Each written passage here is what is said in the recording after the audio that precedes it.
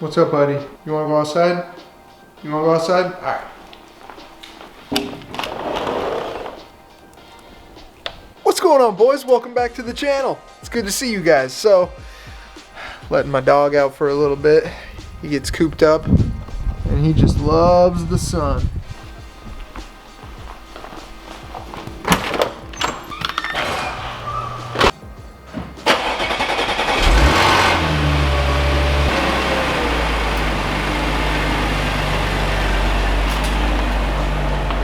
Had to move that car out so I could get this thing up on jack stands to do something. I need more room though. I need to make more room here.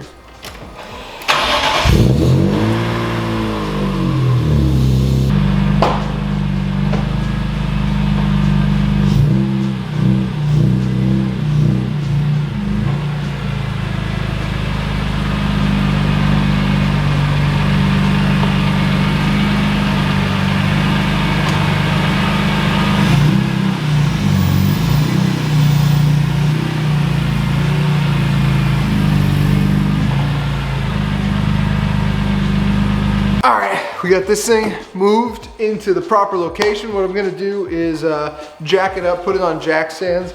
I have to rotate the tires. I've done 2 track days with the tires in the current configuration. And since this is a square setup, what I like to do is go front driver to back passenger, front passenger to back driver, and then move both the rears straight up forward. I think I could just crisscross them, but this is just one of the patterns I saw.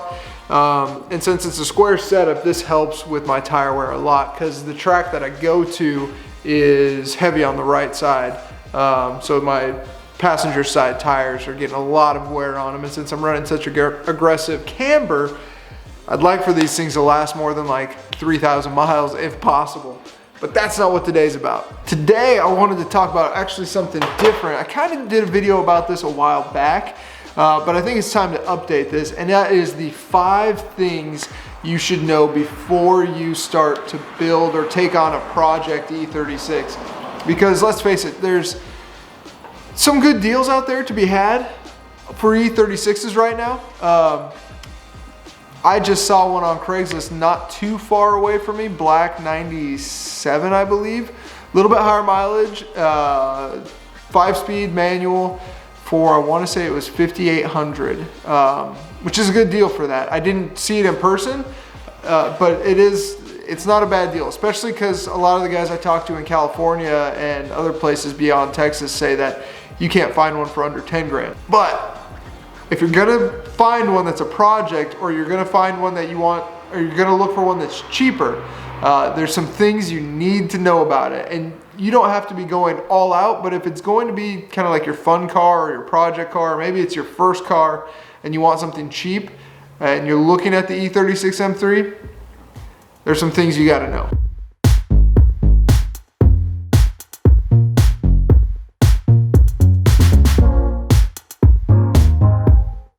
Also, one of the questions I get is how to jack this car up. Easy way to know the jack points, these little circular caps right here, there's a little spot underneath that is made for the factory jack. You can pop that out, and the factory jack actually has a tool that like slides in that, but just know that there's a jack point there and a jack point there. But what I do, since I jack it up from right here, is I put one jack stand underneath the car on the frame rail, and then on the back side I use where it goes from the factory. And then what I'm gonna do, if I really want to jack the car up, I will then hit the subframe, which is kind of wide out right now, but I'll hit the subframe with the jack, and I'll jack the car up from the subframe. And once I have the car lifted up from the subframe, I'll put 2 more jack stands under this factory point. I don't care what anyone says, I am not getting crushed by my car. So if I have 6 jack stands under my car, so be it. 'Cause I'm not trying to die under an E36 M3. Nuh-uh. All right, so the first thing I wish I would have known when I bought this 95 E36 M3 was that there are a few differences with the 95, and one of the ones that bugs me the most is this little dash default, or this dash, it's basically a recall. And you'll see the edges of mine are kind of bubbling up. There was a recall that you could do back in 95 or whenever the recall was. I don't know when it was, but the dash kind of bubbles like that. It kind of goes up. And if you don't get the recall done, which are these like clips or like metal things that will suck the dash back down, then you have to replace it with a 96 through 99, which is kind of a pain in the butt to do. Well, I don't know. I've never done a dash, but if you've looked on the bottom side of the dash, you'll know there's a lot of junk under there, and that would probably be a little bit of a pain in the butt. The second thing with a 95 is it is the first year this was made, and it is basically different than the 96 through the 99. There are a few mechanical things that are different, a few electrical, well, there's a lot of mechanical things that are different, and a few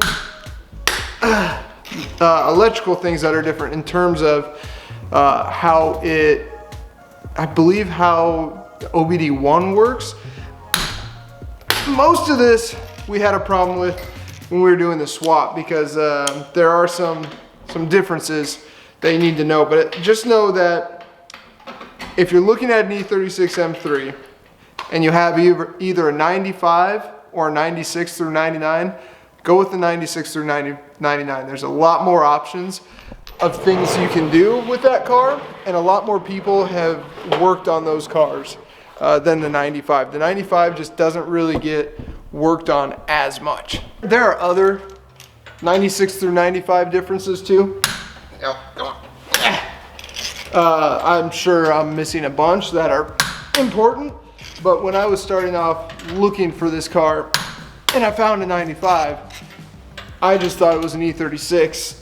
I didn't know of any of the differences between the 96 and 99. So again, if you're looking for an E36, check out the differences between the 95 and the 96 or 99, and then make your own choice. If the price is hugely different, then go with the 95. It's not the end of the world. I got this to where I wanted.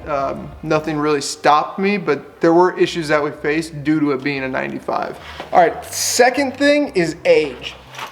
Whether you get a 95 or you get a 96, 97, 98, 99, these cars are either going to be 25 to 20 years old. And when you get a car that is that old, a lot of things need to be replaced. And a lot of important things need to be replaced. And I'm talking when it's 20 years old,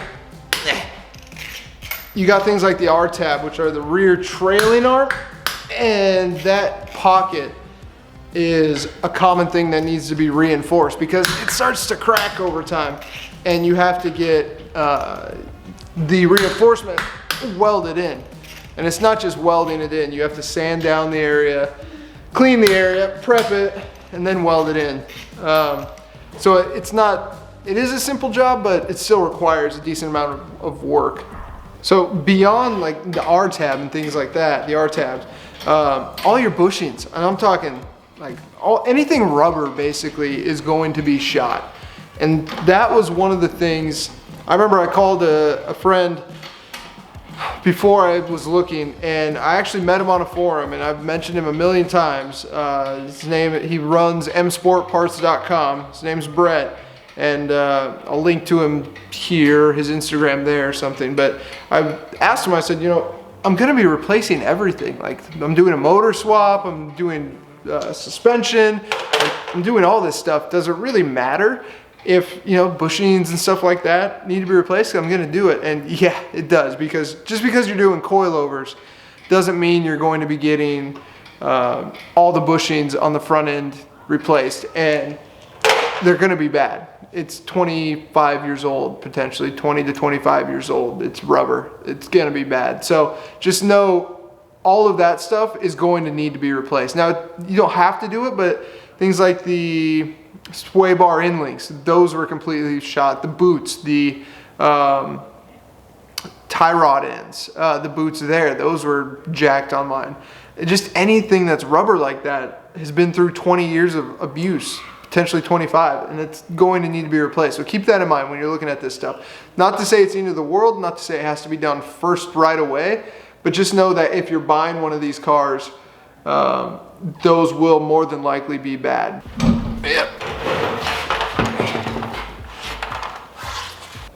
Then we got to talk about interior pieces on that type of car, on that age of car too, because I wanted to really redo this car. And if you haven't seen it, I'll be doing like everything that I did to this car type of recap video soon.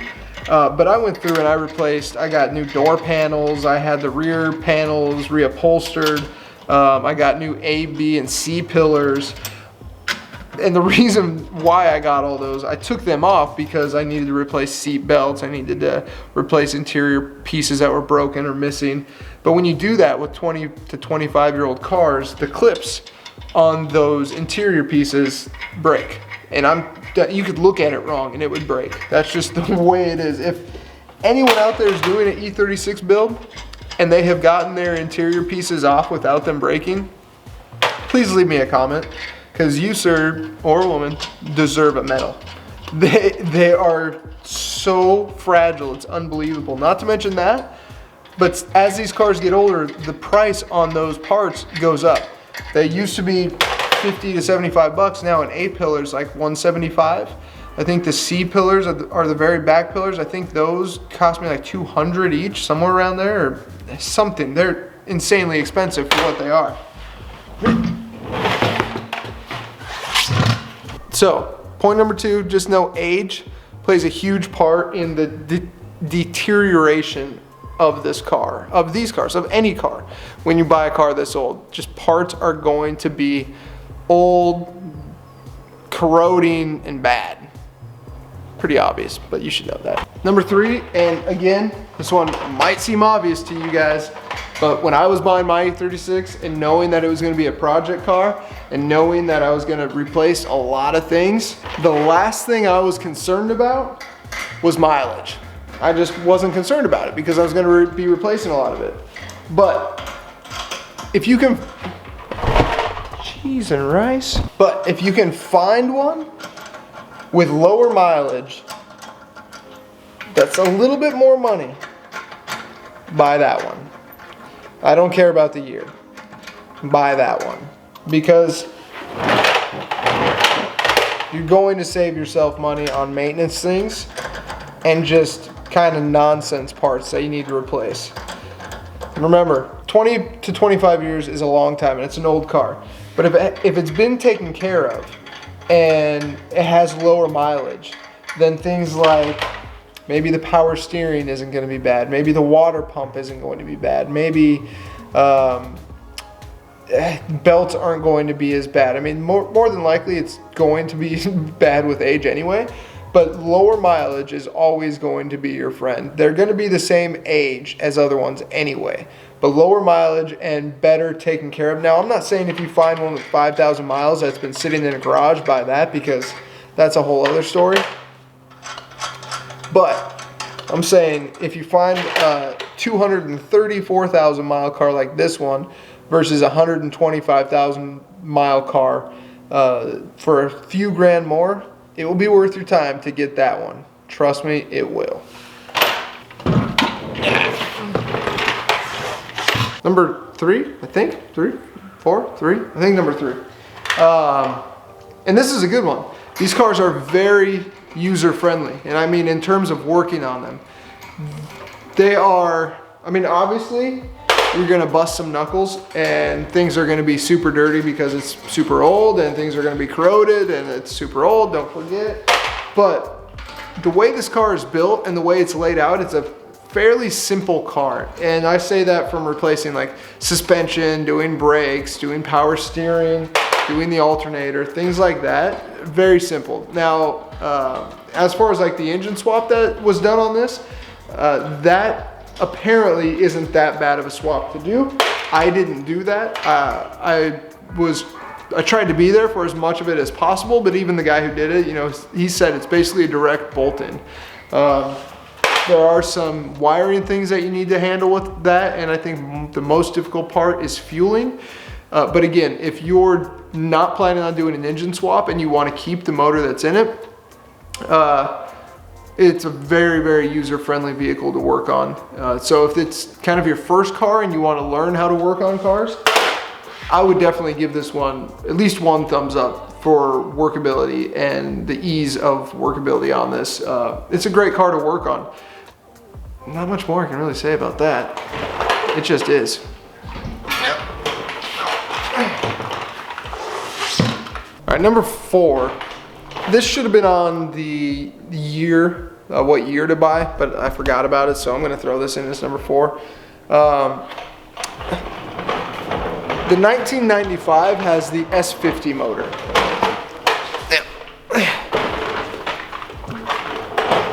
The S50 motor is not nearly as desirable as the S52.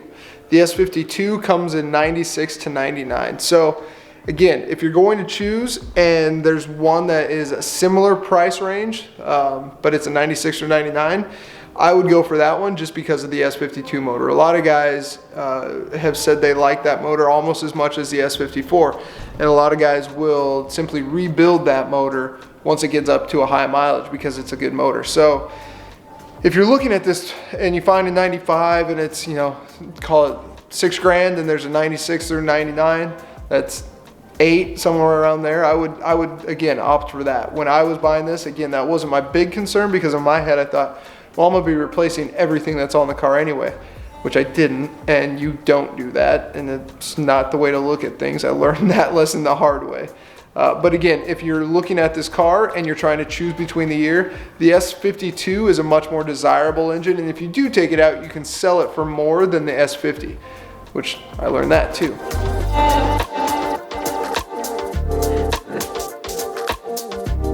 All right, number 5, I think it's number 5. I'm gonna throw an extra one in anyway, because I'm sure there's more stuff. But number 5, infamous Vanos. And this is something that's harder for me to talk about because I didn't personally,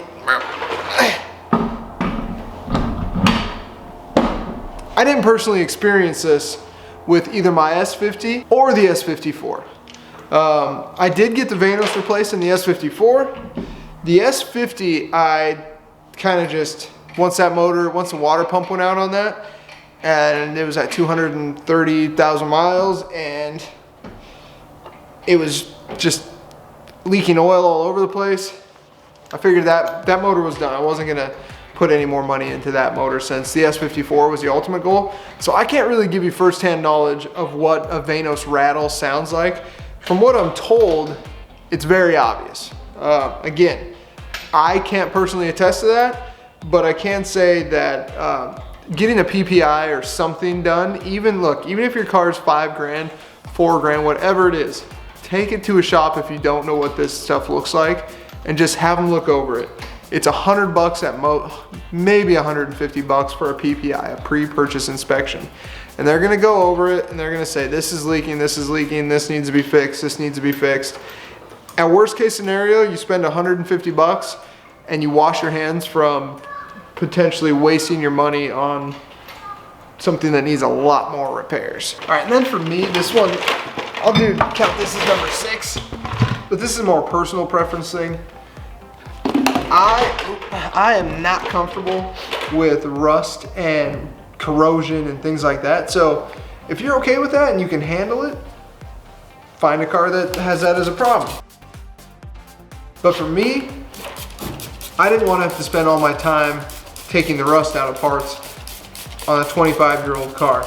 That is just the biggest thing for me. And I will say the common places for rust that I found in this car, which didn't have much of it, was under the battery box and the trunk itself. Take the rear tire out and look underneath that. And that's where I saw the most rust on this car.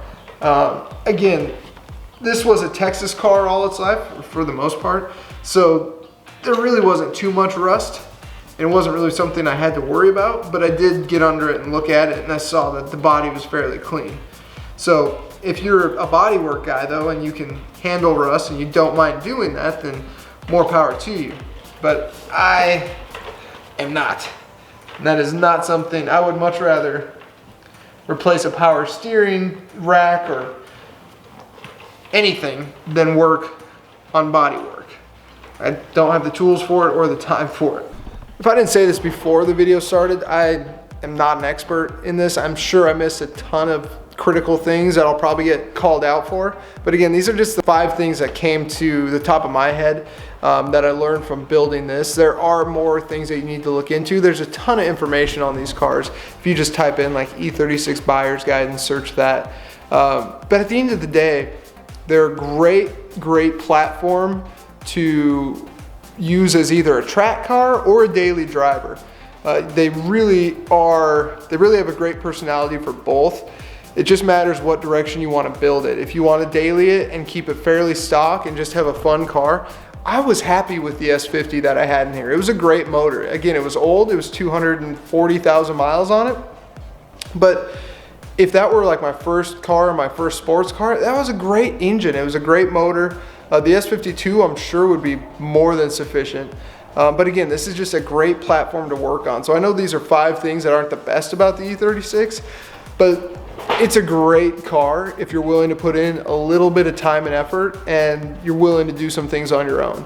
So that's gonna do it for this one, guys. If you're new to the channel, smash that subscribe button. I got a lot of stuff coming with this car. More track days, more mods, and more money being spent on this thing. Smash that subscribe button, guys. I will see you in the next video. Peace.